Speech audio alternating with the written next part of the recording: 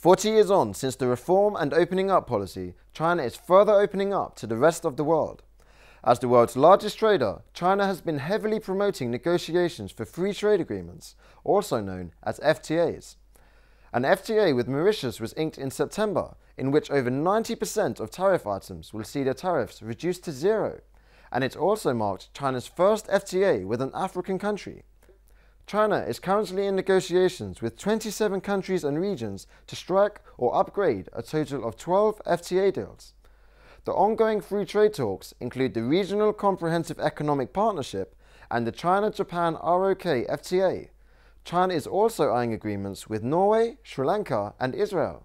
In addition, it's holding second-stage talks with South Korea and Pakistan, as well as looking at upgrading agreements with Singapore and New Zealand.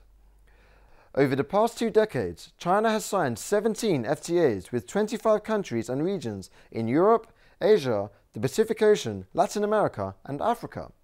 And trade volume has seen a huge boost. For example, the two-way trade volume between China and Chile has increased 5-fold since 2005, when the two countries inked a free trade agreement.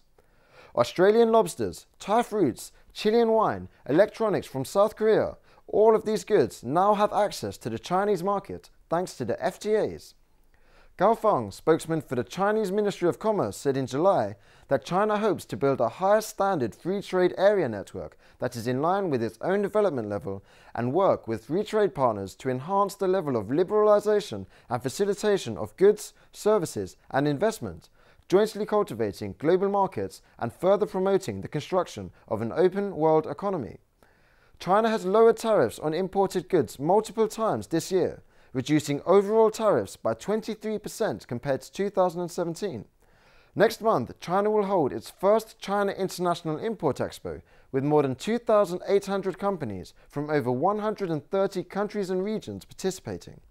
Arantxa Gonzalez, Executive Director of the Geneva-based International Trade Center, said, "As protectionism has been rising, particularly in some major countries, the Expo helps more foreign companies find reliable business partners in China."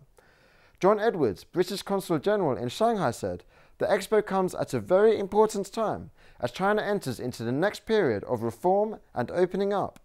Therefore, the upcoming Expo is not just a normal trade fair, but a special symbol of China's opening up."